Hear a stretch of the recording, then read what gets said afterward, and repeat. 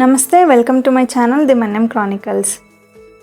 ఈరోజు వీడియోలో instant breakfast చూపించబోతున్నా అండి. అసలు ఆయిల్ అనేది యూస్ చేయకుండా అటుకులతో దోశలు ఎలా ప్రిపేర్ చేయాలో చూపించబోతున్నాను.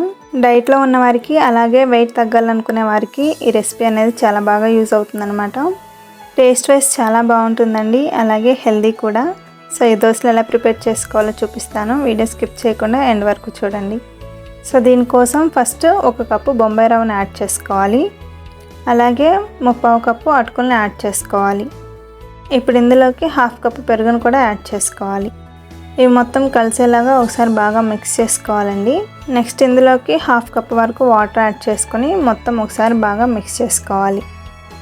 వాటర్ సరిపోకపోతే కొద్దిగా వాటర్ యాడ్ చేసుకొని మిక్స్ చేసుకోవచ్చండి. ఇప్పుడు దీనిపైన ఒక మూత పెట్టేసుకొని అరగంట సేపు నానబెట్టుకోవాలి. అరగంట తర్వాత చూస్తే రవ్వ అటుకులు నానిపోయి కొంచెం థిక్గా అవుతుందండి. ఇప్పుడు ఇందులోకి 1/2 table spoon salt, 1/2 table spoon వంట సోడాని యాడ్ చేసుకొని మొత్తం కలిసేలాగా బాగా మిక్స్ చేసుకోవాలి. ఇలా మిక్స్ చేసుకున్న దాన్ని ఒక మిక్సర్ జార్లోకి యాడ్ చేసుకొని 1/2 కప్పు నుంచి 1/2 కప్పు వరకు వాటర్ యాడ్ చేసుకొని మెత్తగా గ్రైండ్ చేసుకోవాలి.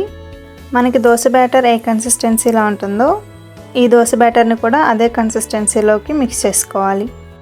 దోశ బ్యాటర్ రెడీ అయిపోయిందండి. ఇప్పుడు ఈ పిండిని దోశలాగా వేసుకోవటమే. పెనం పెట్టుకొని పెనం బాగా కాలిన తర్వాత మంటను లో ఫ్లేమ్లోకి పెట్టేసుకొని దోశలు వేసుకోవటమే అండి. నేను ఇక్కడ మరీ పెద్దగా కాకుండా చిన్న చిన్న దోశలుగా వేస్తున్నాను. మీరు కావాలంటే పెనం మొత్తం పాముకొని పెద్ద దోశలైనా వేసుకోవచ్చు అనమాట. ఇలా దోశ వేసుకున్న తర్వాత మంటను లో ఫ్లేమ్లో ఉంచే దోశని కాలనివ్వాలి. దోశ అడుగును కాలి పైన కూడా ఇలాగా ఉడికిపోయినట్లు అయిపోతుంది అనమాట. అప్పుడు దోశని ఫ్లిప్ చేసుకోవటమే. దోశ 2 వైపులా కాలిన తర్వాత తీసుకొని పక్కన ప్లేట్లోకి పెట్టుకోవటమే. నేనైతే ఇందులోకి ఎలాంటి ఆయిల్ కానీ నెయ్యి కానీ అసలు యూస్ చేయలేదండి. ఆయిల్ యూస్ చేయకపోయినా కూడా ఈజీగా దోశ అనేది ప్రిపేర్ అయిపోతుంది.